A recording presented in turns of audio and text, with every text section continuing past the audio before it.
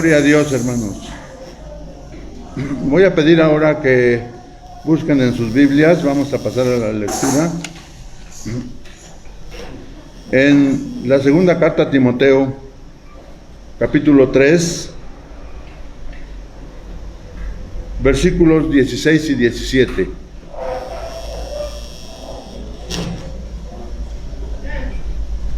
Voy a hacer yo esta lectura, hermanos. Les pido que pues la sigan con la vista. Escuchemos la palabra del Señor y pongamos atención para entender lo que nos quiere decir. Dice así la palabra de nuestro Dios en este versículo: toda la Escritura es inspirada por Dios y útil para enseñar, para redarguir, para corregir y para instruir en justicia, a fin de que el hombre de Dios sea perfecto, enteramente preparado para toda obra buena. Amén. Vamos así a dar paso a nuestro hermano, el pastor Armando, que nos trae ahora el mensaje de este día.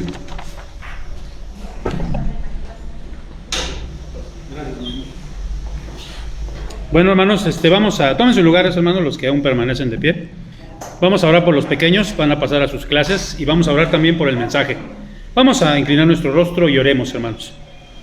Padre, en esta hora nos acercamos a ti para pedirte por la vida de nuestros pequeños, la vida de estos niños y niñas que también, Señor, reciben también la educación cristiana, reciben también, Señor, los valores de la Biblia. Bendice a la maestra, a las maestras, y te pedimos por estos pequeños, que vean congruencia también en sus casas, que lo que aquí les enseñan, Señor, también sus padres continúen con esa enseñanza. Y ponemos también en tus manos el culto, ponemos también en tus manos la predicación, para que, Señor, tú la tomes y seas tu Espíritu Santo el que nos hable. En Cristo Jesús, amén. Bueno, pasen los pequeñitos, pasen a su clase con las maestras Martita y Jael. El día de hoy estarán a cargo de esta clase. Mis hermanos, ¿qué día es hoy? ¿Qué día es hoy? ¿Pero qué domingo? ¿Y el 2 de octubre? Eso, el 2 de octubre no se olvida, muy bien. Pero ya sabemos que esa frase no se olvida, pues es porque, ¿por qué? ¿Por qué se acuerdan que no se olvida? Por lo que pasó en Tlatelolco, ¿verdad? Pero bueno, a mí me gustaría que no se olvidara todo el mes, que dijéramos octubre no se olvida, porque nosotros estamos celebrando precisamente pues el 505 aniversario de la Reforma Protestante. Miren, muchos pastores, yo tuve contacto con pastores de otras denominaciones. Me acuerdo que un pastor me decía, no, pastor, pero a mí no me va con Calvino, ni con Lutero, ni Zwinglio, ni nada de eso, porque eso es de hombres. Pues claro que es de hombres, porque ¿a quién utilizó Dios? A hombres y mujeres.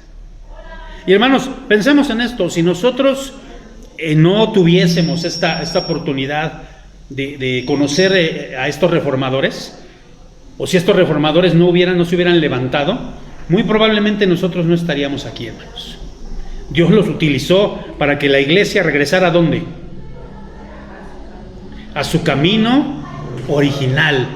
Eso significa la palabra reforma, regresar a la forma original. Entonces, hermanos, ¿cuántos años están cumpliendo hoy? 1517, 31 de octubre, Martín Lutero publicó sus 95 tesis. Y acuérdense, él era un monje, era de la Iglesia Católica, era un monje. ¿De qué denominación de monjes era? Era un monje agustino. No sé si ustedes sepan, ¿verdad?, que aún dentro de los católicos hay dominicos, franciscanos, hay de las carmelitas descalzas, hay un montón de órdenes. Y este hombre era de los agustinos, era católico. Pero ¿qué hizo este hombre? ¿Qué hizo Martín Lutero? Él no quería no quería que la iglesia se dividiera. ¿Qué quería? Que la iglesia se reformara. Y escribió esas 95 tesis donde se ponía en contra de todo lo que Roma había hecho mal.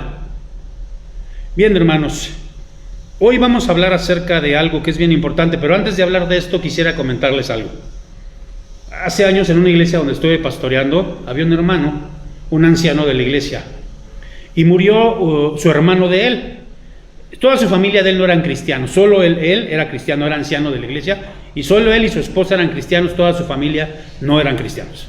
y murió su hermano, y obviamente le iban a hacer una misa allí en la mera catedral, allí en Xochimilco. Ahí, ¿cómo se llama? San Bernardino de Siena se llama, ¿no? Ahí. Y entonces me dice, pastor, a mí me gustaría mucho que no ir solo, me gustaría que usted me acompañara, pastor. Híjole, pues a mí sí me cimbró, ¿no? Porque dije, ¿y yo qué voy a andar haciendo allá, no? Pero lo pensé y dije, voy a darle testimonio a él y a su familia. No me quitan nada ir, ¿no? Y no voy a ir a faltarle al respeto a Dios. Dios sabe mi corazón. Bueno, el chiste es que fui, hermanos, y bueno, claro, yo me paraba y me sentaba pues por cuestiones de orden, de respeto, pero yo le decía a Dios, tú sabes que yo no estoy adorando ninguna imagen, yo vengo aquí nada más a adorarte a ti y a darle testimonio a esta gente. Bueno, cuando se paró, primero se paran y hacen una lectura, una persona que no sé quién era, se paró y hizo una lectura del Evangelio de Lucas.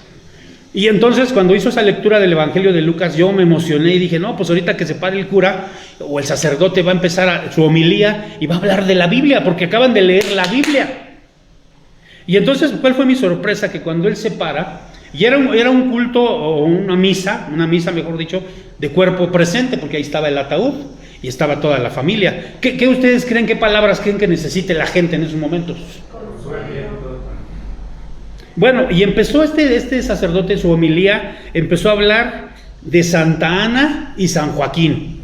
¿Saben quiénes son Santa Ana y San Joaquín? Según la tradición. Van a decir Santa Ana Tlacotec, no. Santa Ana y San Joaquín fueron los padres de María.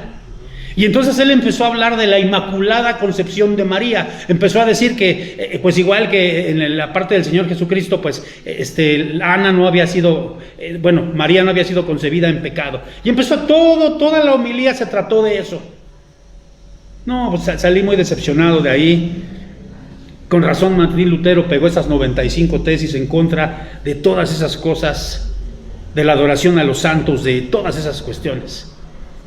Y no vayan a decir como una hermana me dijo, cuando he mandado los audios, es una hermana que los ha recibido, es una hermana que conozco de hace muchos años, casi cuando recién me convertí, y entonces le mandaba estos audios, y en uno de esos audios yo hablaba y decía que la idolatría a las imágenes era pecado, y que la Iglesia Católica estaba pecando al hacer eso, y ella se enojó mucho. Es evangélica, es cristiana, y se enojó y me dijo, no hable así de los católicos, porque yo le mando estos audios a católicos, no hable así.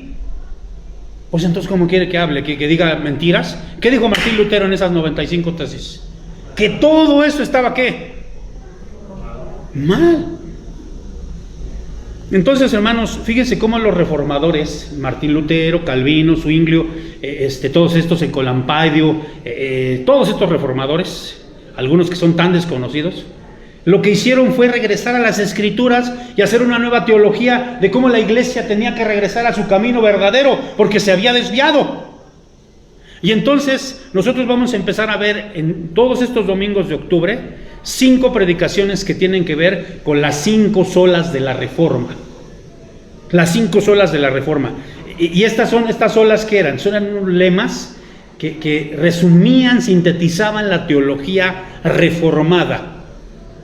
Y se las voy a decir en latín: sola Scriptura, sola gratia, sola fide, solus Christus y soli Deo gloria. Eso es en latín. Y hoy empezaremos, hermanos, con la primera, que es la sola Escritura. Ahora, ¿quién compuso o quién inventó, o quién escribió estas 5 solas? No hubo un autor que se sentara, un reformador, y que dijera estas son las 5 solas. No, fue como el resumen de la fe que varios reformadores, Calvino, Lutero, utilizaron durante su vida. Y no fue sino hasta el siglo XX que ya se les sistematizó, y tales como las conocemos hoy, las 5 solas. ¿Cuál vamos a ver hoy primero, hermanos? ¿La qué? La sola Escritura. Ahora, para ver esto, quiero que veamos esto. Tenemos que ver primero las Escrituras versus la tradición. Las Escrituras contra la tradición. Si tú le preguntas a un católico, y siempre que hablamos de la Reforma tendremos que sacar a relucir al catolicismo, porque somos protestantes. En la dieta de Espira por primera vez se nos llamó protestantes, porque ¿qué? Estábamos protestando ¿contra qué? Pero si tú le preguntas a un católico y le dices, a ver, la revelación de Dios, ¿cómo viene la revelación de Dios? Y te va a decir esto, miren, fíjense, te va a decir, bueno, la revelación de Dios se manifiesta sí en la palabra de Dios, aquí está la balanza, sí en la palabra de Dios, pero también en la santa tradición de la iglesia. Y a veces la balanza se inclina ¿hacia dónde? Hacia la tradición de la iglesia. Hacia la tradición de la iglesia. Miren, les voy a decir por qué. ¿Saben lo que significa la palabra tradición? Y si no, se los voy a decir aquí, miren, ahí va. Escuchen bien, escuchen, para que les quede, porque a veces decimos sí la tradición, pero no entendemos. Del latín traditio, la tradición es el conjunto de bienes culturales que se transmite de generación en generación. Entonces, ¿la tradición se transmite de qué? Dentro de una comunidad. Se trata de aquellas costumbres, manifestaciones que cada sociedad considera valiosas y las mantiene para que sean aprendidas por las nuevas generaciones como parte indispensable del legado cultural. Cuando tú le predicas a veces a las personas, les predicas del evangelio, ¿qué te dicen? A mí me han dicho muchas veces, no, está re bonito lo que tú me estás diciendo, pero yo no acepto lo que tú me dices porque mis padres me inculcaron. ¿Qué están diciendo ahí? Bueno, hay tradiciones buenas, yo no digo que no.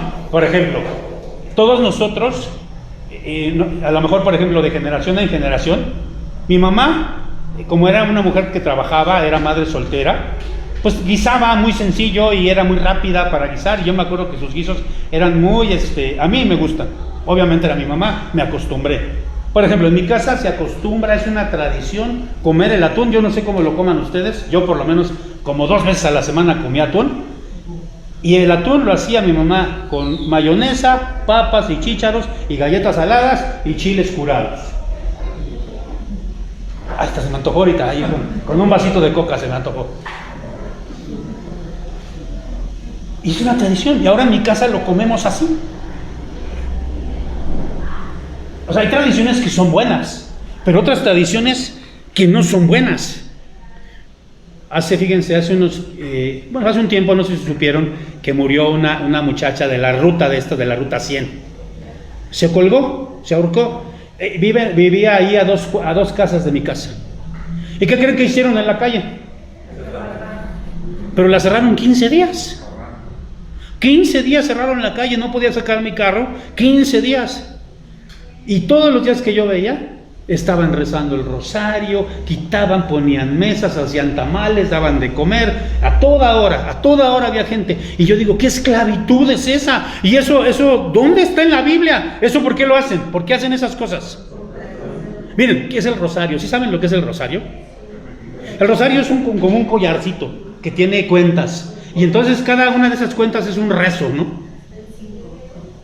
Sí, creo que sí son 5, algo así. Incluso en el billar, cuando juegan la carambola, dicen vamos a jugar rosario. Son 5 sencillas, 4 sencillas, y la quinta es de 3 bandas. El billar no es de vagos, el billar también es de gente inteligente. No va a decir, pastor se va a meter allá al billar. Y entonces, ¿qué es el rosario? ¿Puras qué?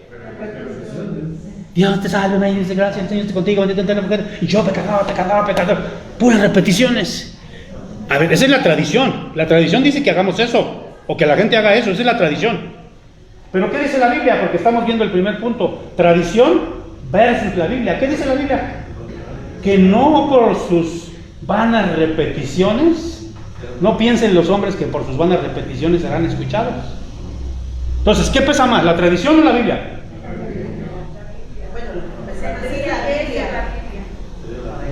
Por eso, ¿cómo se llama la predicación del día de hoy? Solo la Escritura.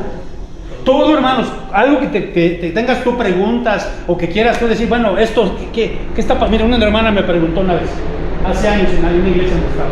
Su marido de ella, ¿saben? Él no era cristiano. Él se dedicaba a arreglar refrigeradores, por cierto, que ahorita yo no necesito una persona que arregle refrigeradores. Bueno, pero este hombre no era cristiano, pero aparte de arreglar refrigeradores era, ¿cómo se llama los que prestan dinero? Agiotista, prestamista. Y murió el hombre, se murió. Y quedó la hermana viuda. Y entonces le dejó el negocio a la hermana, pues la hermana no sabía de refrigeradores, se quedó con el negocio de la ¿qué? Y entonces ella me dijo, pastor, ¿qué puedo hacer? ¿Es bueno que yo haga esto? A ver, esto se lo dejó su marido de tradición, se lo heredó de generación, ¿verdad? ¿Pero qué dice la Biblia? ¿La Biblia qué dice? ¿Que podemos ser prestamistas, usureros? Que no. ¿Qué pesa más? Para nosotros los cristianos, ¿qué debe pesar más? Y eso fue a lo que los reformadores nos llevaron. Ahora, mire, fíjense, vamos a leer Juan 8:32. Les quiero comentar esto. Cuando yo era joven, vivía en un edificio allí en Portales. Ahí vivíamos. Y entonces cuando bajamos las escaleras del edificio, ya para salir a la puerta, la última escalera, aquí había un San Judas Tadeo. Y entonces yo bajaba y me persinaba en el San Judas y lo veía, y yo decía, mira, me está divisando, me está viendo, ¿no? Porque miraba para acá y me veía, miraba para acá y me veía. Y entonces yo me agarré un compadre que me regaló un San Judas Tadeo, y cada 28 de no sé qué, ya no me acuerdo cuándo es. Miren bien que saben ustedes. Bueno, el 28 había que ir, ¿no? Ahí por el Metro Hidalgo, ahí, ¿no? Que se llama la iglesia de San Hipólito, no sé por qué, pero ahí San Hipólito, y ahí veneran a San Judas Tadeo. Y era una esclavitud. Y fíjense lo que dice la Escritura, Juan 8:32. Ahí está, ¿no? Creo, ¿cómo dice? ¿Cuál es la verdad? La palabra de Dios. Y ahí dice algo bien interesante. Conoceréis la verdad. Entonces tenemos que conocer ¿qué? Y la verdad nos hará, ¿qué dice? Yo ya no tengo que hacer mandas, ni ponerme nopales, ni pegarme en la espalda, ni ir con el sacerdote. Soy libre. La palabra de Dios nos ha hecho libres. Libres. A mí me da mucha tristeza ver allá en Xochimilco la gente que va atrás del niñopa todos los días. Yo digo, qué esclavitud. Imagínense hacer tamales para tantísima gente. Bueno, todo eso es una esclavitud, pero Dios nos libera de ese tipo de cosas. Entonces ya vimos, la primera cosa de la sola Escritura es que tenemos que ver que pesa más la Escritura que ¿qué? Cualquier tradición, hermanos, cualquier tradición. Y a veces nosotros como evangélicos todavía conservamos algunas tradiciones. Porque obviamente venimos del catolicismo y algunos todavía conservan esas tradiciones, ¿no? Y debemos ir desechándolas, hermanos, desechando todo tipo de tradiciones que no son agradables a la palabra de Dios. Ya ustedes sabrán cuáles son. Ahora, vamos a ver, hermanos, como segundo punto, todos podemos leer la palabra de Dios y tenemos acceso a la palabra de Dios.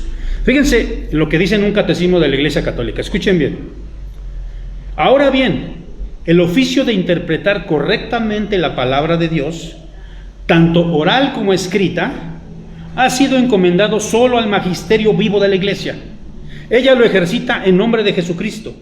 Este magisterio, según la tradición apostólica, fíjense, la tradición apostólica, lo forman los obispos en común con el sucesor de Pedro, que es el obispo de Roma o el Papa. Según la Iglesia Católica, ¿quiénes solamente pueden interpretar la Biblia, leer la Biblia? ¿Quiénes? Todo el conjunto de sacerdotes. Y durante mucho tiempo, ustedes saben, hermanos, en la Edad Media no había Biblias, solamente tenían Biblias en los monasterios. ¿Y en qué idioma estaban las Biblias? O ibas al hebreo y al griego, al original, o en su defecto a la traducción de Jerónimo, que la había traducido precisamente al latín. Y por eso ustedes recuerdan, ¿no? Hasta de broma, de guasa decimos, ¿no? Cómo eran las misas cuando eran en latín. ¿Se acuerdan ustedes de ese tonito? Seculan secularum. Y tenían que contestar amén. Dicen por ahí de chiste, ¿no? Que una vez el sacerdote dijo: el sacristán se está robando las limosnas. Y todos dijeron amén. Bueno, esa es broma, ¿verdad? Pero así eran las misas. Y nadie entendía ni jota, ni jota. Ahora, fíjense, en el Segundo Concilio Vaticano, por ahí, no me acuerdo exactamente la fecha, se me olvidó consultar, ahorita me falla mi CPU, pero en el Segundo Concilio Vaticano, la Iglesia Católica se juntaron todos los obispos en Roma, El Papa era Juan I, el Papa bueno que le decían, y juntó a toda la iglesia y dijo, palabras más, palabras menos, dijo él, la iglesia protestante nos está comiendo el mandado, se está reproduciendo, está creciendo de manera muy rápida el protestantismo. Y entonces ellos analizaron, es que ellos tienen estudios bíblicos, es que ellos cantan cantos bonitos, es que ellos tienen esto y esto y esto y esto.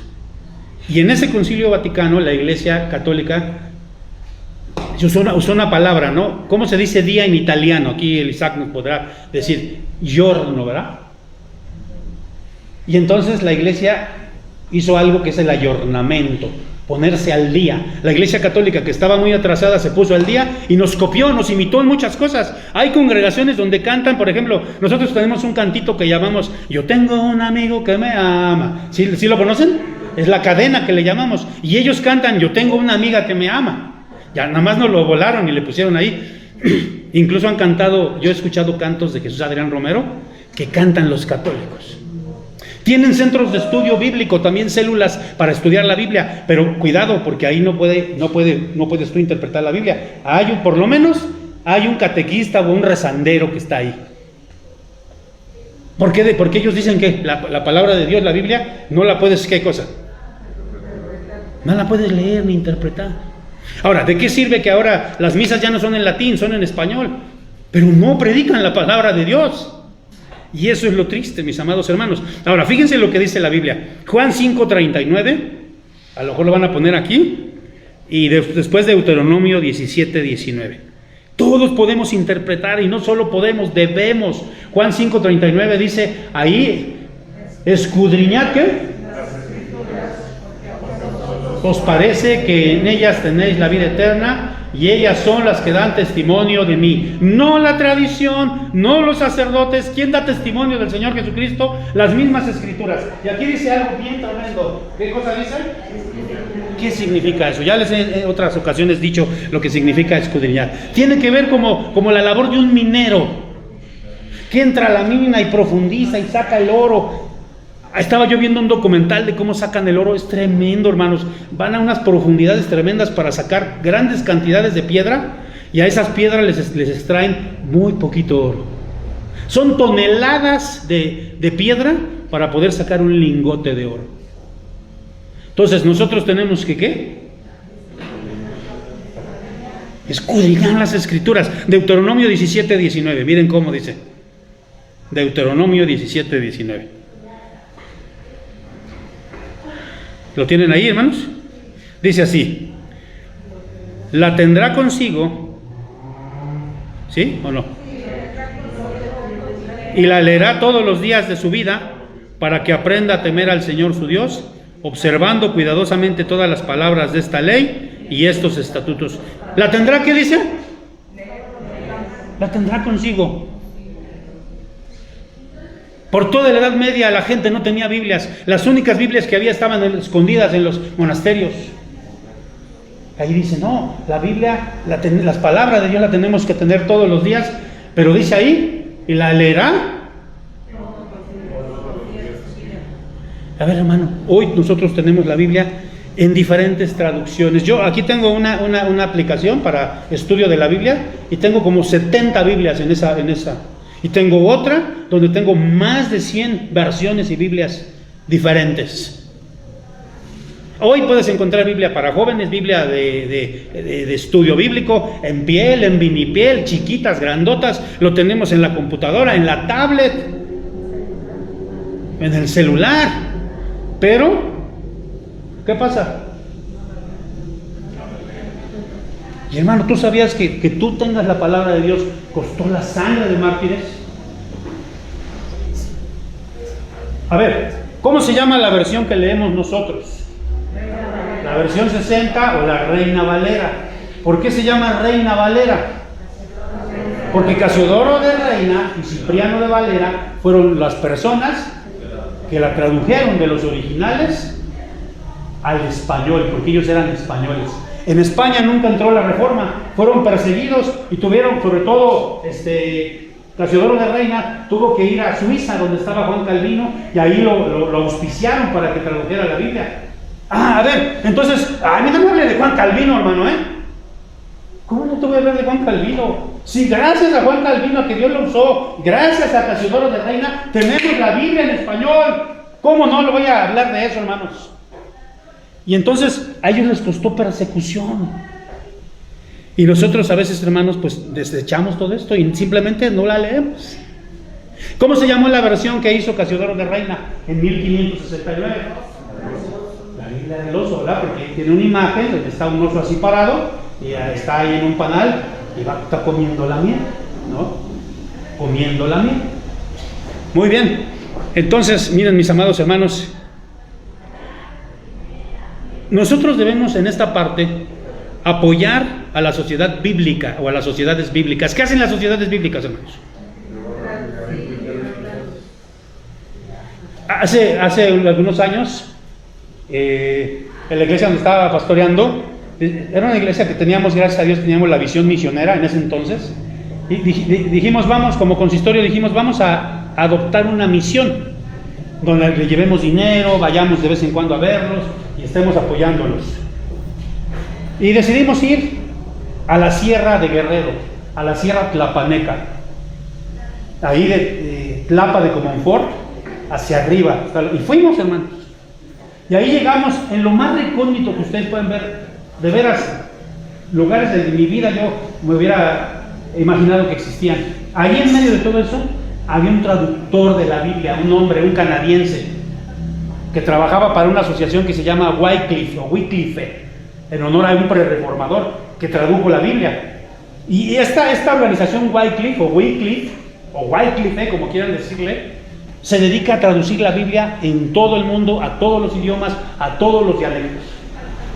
Y entonces él estaba traduciendo, nos enseñó las computadoras que tenía ahí, y estaba traduciendo la Biblia al idioma Mepa, que es el idioma, muchos dicen tlapaneca, no, esa es una ofensa, dicen no digas tlapaneca porque ese era como un insulto, el idioma es Mepa.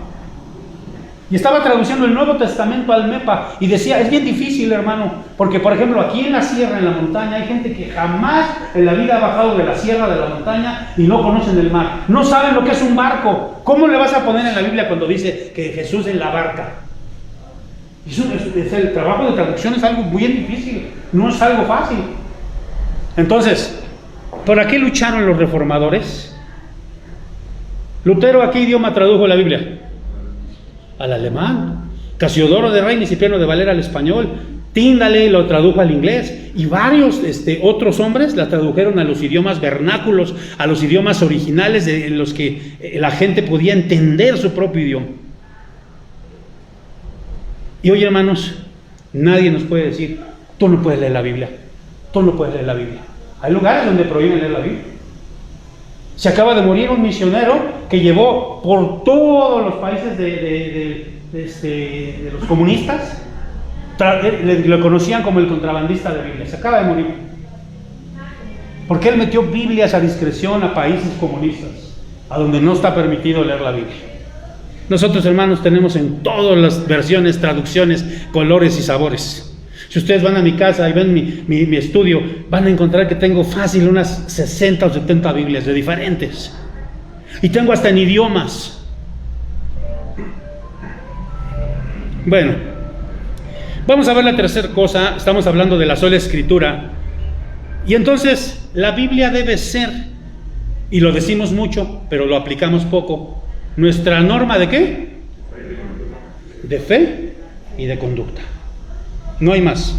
Ayúdenme a leer ahora sí el pasaje que leímos al principio, que leyó el hermano Moy, 2 Timoteo 3, 16 al 17, dice así: toda la escritura es inspirada por Dios y útil para enseñar, para reprender, para corregir, a fin de que el hombre de Dios sea perfecto, enteramente preparado para toda buena obra. Es que yo aquí tengo la versión internacional, pero está muy bien, aquí vamos a ver esta versión. Pero lo primero que tenemos que ver aquí es por qué nosotros le creemos a la Biblia. Y ahí nos dice, 2 Timoteo 3:16, dice, porque toda la escritura es ¿qué? ¿Saben lo que significa la palabra inspirado en griego? Es soplar. ¿Qué hizo el Espíritu Santo con los hombres a los cuales Él les dio la palabra de Dios?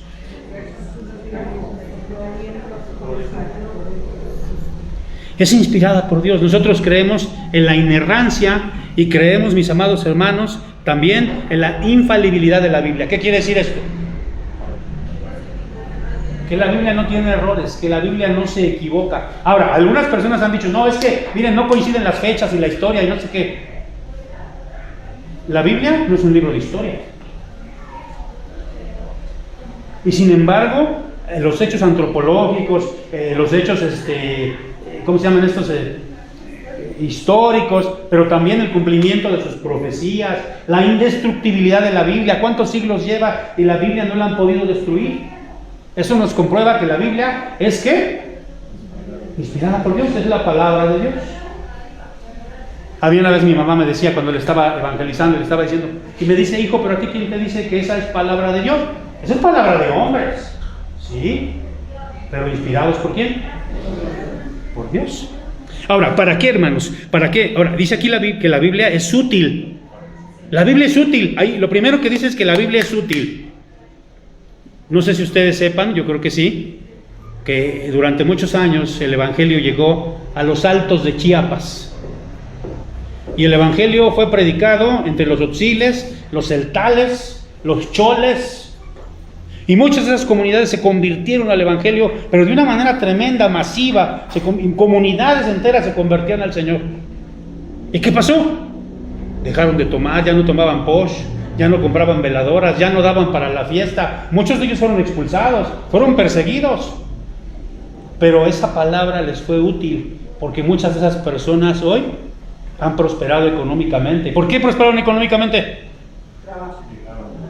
Pues porque ya no toman, porque ya no compran veladoras, porque ya no dan para la mayordomía, porque ya no viven esclavos, porque conocieron la verdad, y la verdad los hizo ¿qué? Libres. Entonces la palabra de Dios es útil. Quien lee la Biblia nunca más vuelve a ser el mismo. Bueno, quien la lee con compromiso, ¿verdad?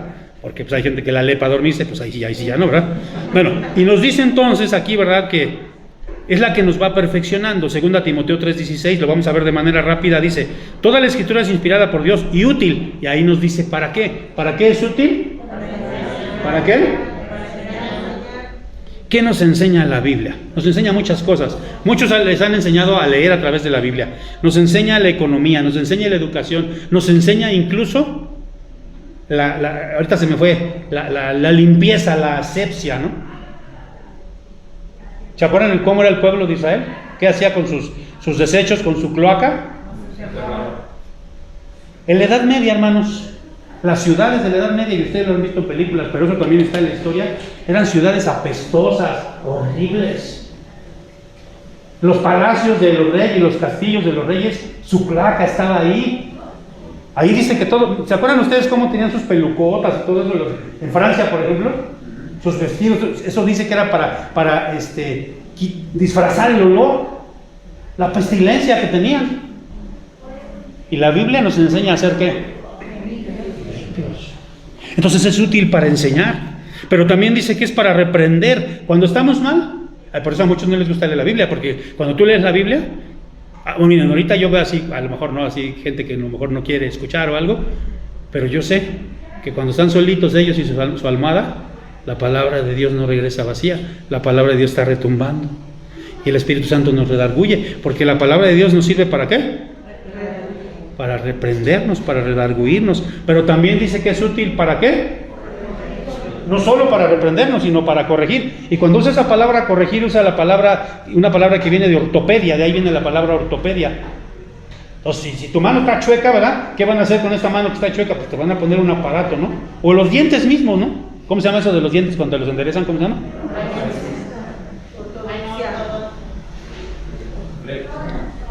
Y entonces, es para corregir lo que está ¿qué? Por ahí hay una canción, ¿no? Una salsa, ¿no? Que dice, habla de Simón el gran varón, de un homosexual, ¿no? Y dice, no se puede corregir a la naturaleza. No, la Biblia sí puede. Si tú empiezas a leer la palabra de Dios, el Espíritu Santo puede hacer la obra, sí puede corregir, hermanos. Hay un dicho por ahí que dice, Dios no endereza jorobados ni cumple antojos, o como no sé cómo dice el dicho. No, hermanos, no es cierto, Dios sí puede. Bueno, para corregir, ¿verdad? Pero también dice que ¿para qué? Nos instruye en cosas buenas. Aprendemos a ser mejores personas, estudiosos, ahorrativos, buenos líderes. Miren, yo no tenía problemas. Los niños que van a la iglesia desde chiquitos, como ahorita, van a sus clases y se van soltando, de manera tal que cuando ellos van al kinder, muchos de nuestros niños no van a llorar. ¿Por qué? A lo mejor sí, porque van a ver que se va su mamá y eso, pero van a destacar, porque desde chiquitos les están enseñando ¿qué? La palabra de Dios nos enseña a ser líderes, a ser cabeza, no a ser cola, hermanos. Amén. Ahora, ya quiero ir terminando. Estamos hablando de la sola escritura, solo la escritura, no la tradición. En todas las cosas, pues cuestiónate siempre, solo la escritura, solo la escritura. Aquí hay hermanos que yo los veo que, no voy a decir nombres, ¿verdad? Pero que anhelan todavía irse en cosas, por ejemplo, que los chinelos y que ese tipo de cosas. Ay, y que a mí lo que me pesa más es no poder bailar. Bueno, pues a lo mejor porque desde chiquito su mamá los llevaba y ahí andaban danzando, ¿no? Y con los chinelos, ¿no? Ahora, no es que no podamos leer otros libros aparte de la Biblia, claro que podemos, pero nunca debemos sustituir a la Biblia por ningún libro. Por ningún libro, hermano. Yo leo muchísimo, yo estoy a veces leyendo 3, 4 libros al mismo tiempo. Sí los llego a terminar, ¿verdad? Allá 2, 3 meses y los termino todos, es una mala costumbre, pero eso no significa que yo deje de leer la Biblia. Porque la Biblia es mi libro de fe y de conducta. Por eso los reformadores en esta primera sola dijeron, solo la escritura, solo la escritura. No hay más, ni lo que dice el pastor, porque por ejemplo, hoy también hay iglesias donde los pastores son abusivos, donde los pastores son manipuladores, donde hay teologías de la prosperidad, donde te dicen puras mentiras. Ven a Cristo y te vas a volver rico, ven a Cristo y vas a sanarte, y son cosas que no dicen en la palabra de Dios. Por eso, fíjense lo que hacían los de Berea, y con esto ya quiero terminar, con esta parte. Dice aquí, hermanos, déjenme buscar este pasaje. Hechos 17:11 dice así, hablando de la ciudad de Berea: estos eran más nobles que los de Tesalónica, pues recibieron la palabra con toda solicitud. ¿Cómo recibieron la palabra? Escudriñando diariamente las escrituras, diario, para ver si estas cosas eran así. Que bueno, aquí el sermón va a quedar grabado en Facebook, métanse al rato y vuélvanlo a escuchar y a ver si es cierto que lo que dije es verdad, compruébenlo con la palabra de Dios. Solo la escritura. Que Dios bendiga su palabra, hermanos.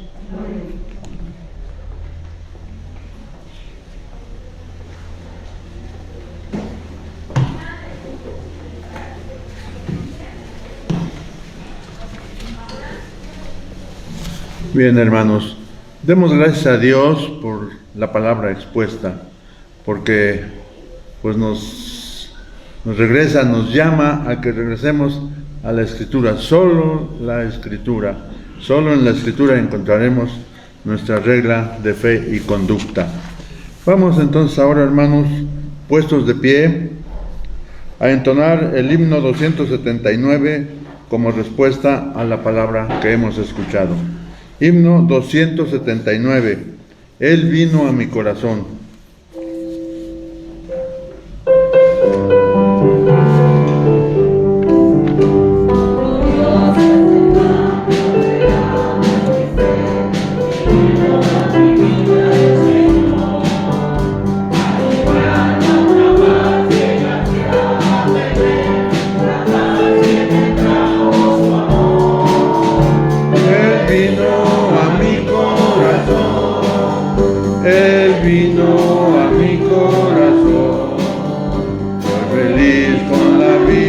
Que Cristo me dio cuando Él vino a mi corazón. Ya no voy por la senda que Él me trazó, no encontré confusión. Mis errores pasados Jesús los borró cuando vino a mi corazón. Él vino a mi corazón. Él vino a mi corazón. Soy feliz con la vida que Cristo me dio cuando Él vino a mi corazón. Ni una sombra de duda oscurece su amor. Él me entregó Eleva al Señor cuando Él vino a mi corazón. Él vino a mi corazón. Él vino a mi corazón. Feliz con la vida que Cristo me dio. Cuando Él vino a mi corazón. Amén, hermanos. Tomen su lugar, por favor, hermanos.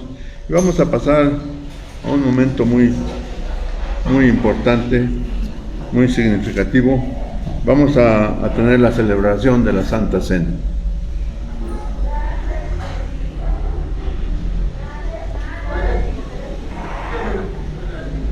Hermanos, pues vamos a tomar la Santa Cena, vamos en esta hora a orar, a consagrar los elementos que son el pan y el jugo de uva, y vamos a ponernos a cuentas con Dios. Miren, muchas personas dicen, no, yo no voy a tomar la Santa Cena porque estoy mal delante de Dios. Y es correcto, qué bueno que pienses así, porque no hay que tomar la Santa Cena nada más así porque sí. Pero déjenme decirles que este momento es un buen momento para ponerse a cuentas con Dios. Entonces, si estás mal con Dios, ahorita vamos a hacer una oración de confesión de pecados. Yo te invitaría, dile, Señor, perdóname. Dice la Biblia que Él no desprecia un corazón contrito y humillado. Y entonces podrás tomar la Santa Cena, no por tus propios méritos, que eso es lo que vamos a ver la semana que viene, la sola gracia. Es por su gracia, hermanos, no es por nosotros.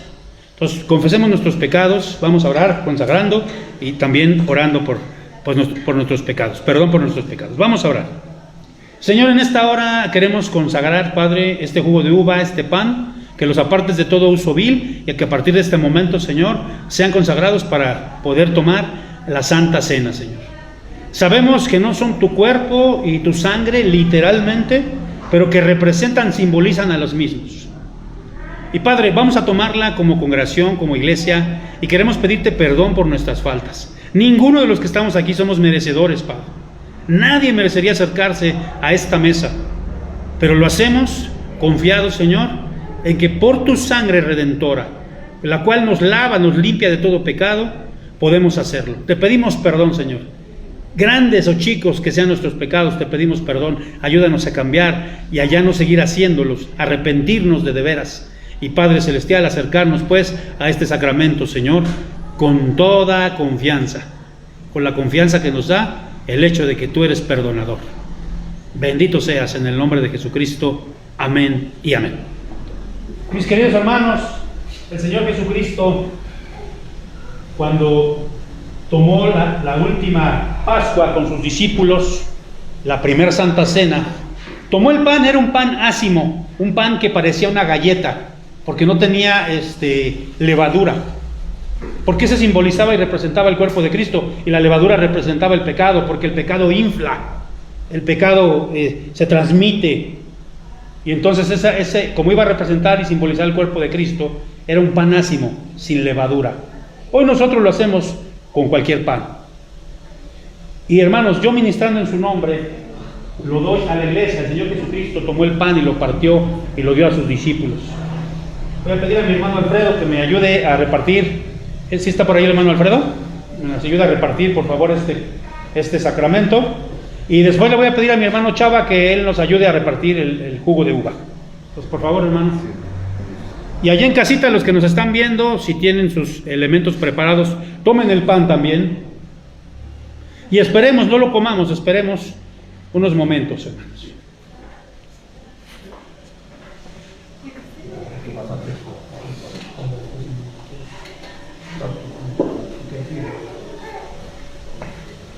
Esperemos un momento a que todos tengamos... ¿Sí, hermano? Sí. Hermano Alfredo, también cuando tenga tiempo puede pasar ahí con las maestras, por favor. Por favor, gracias. Pues vamos a esperar todos a que tengamos el pan. Pónganse de pie, hermanos. Yo sé que pues es cansadito, pero estamos en un acto pues donde le debemos honrar al Señor. Entonces, esperemos a que tengamos todos el pan.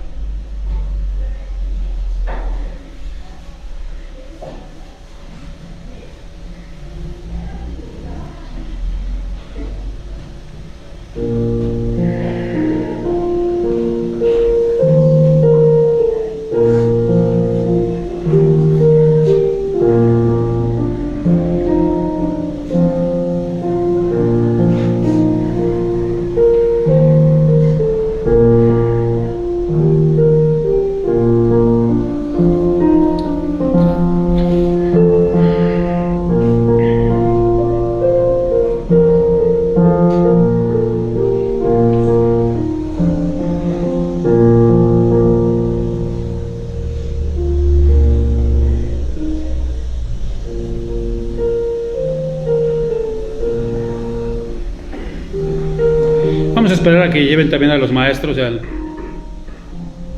unos momentos. Todos los que estamos aquí tenemos ya el pan, ¿o a alguien le hace falta? Creo que todos tenemos, ¿verdad? Hermano Arturo también ya. Ah, muy bien.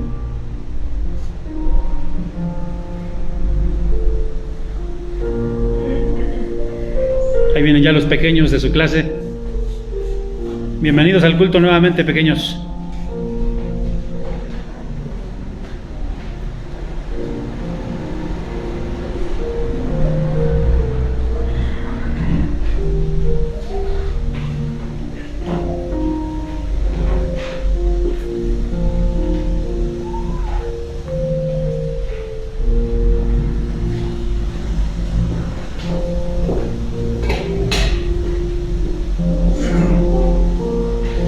Todos tenemos el pan, hermanos. Allá en casita también. Comamos de él. Representa y simboliza el cuerpo del Señor Jesucristo.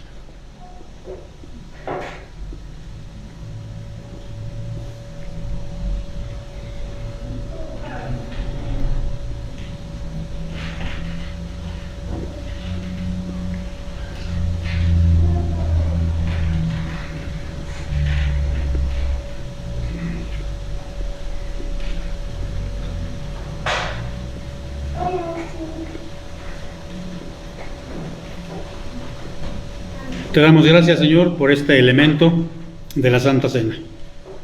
Gracias. También el Señor Jesucristo, mis amados hermanos,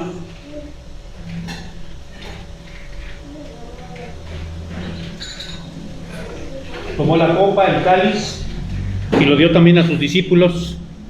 Y ese vino, ese fruto de la vid, nosotros lo celebramos con jugo de uva, simbolizaba y representaba el sello del nuevo pacto, la sangre que el Señor iba a derramar en la cruz, y la dio a sus discípulos. Yo, ministrando en su nombre, la doy a vosotros. Hermano Salvador.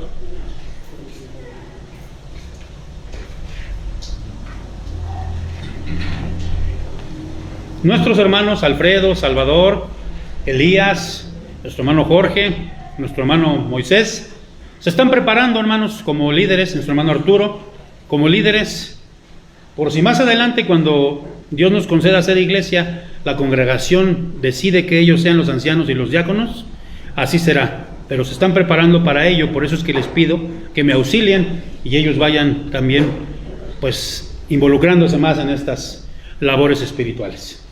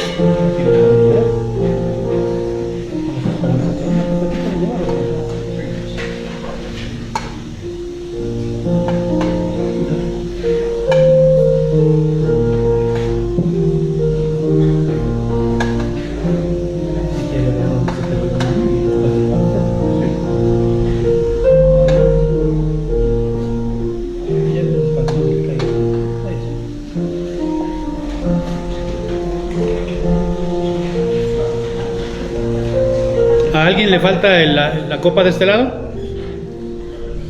Ahí en la parte de atrás.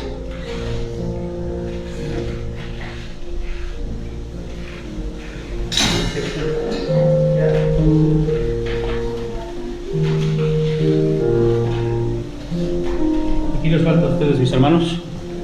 Ah, bueno, ya les van a dar ahí, ya les van. Hermano Elías, ¿ya tienes? Ahí es hermano Elías. Cuidado ahí con los cables. ¿A alguien le hace falta la copa, hermanos? Ahí a los pequeños, llévenle las copitas a los pequeños, por favor.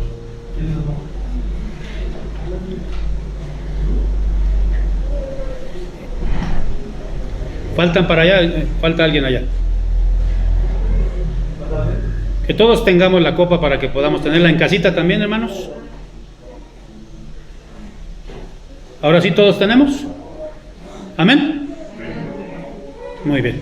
Vamos a esperar a los hermanos que también ellos tengan. ¿Usted ya tiene, hermano Chava?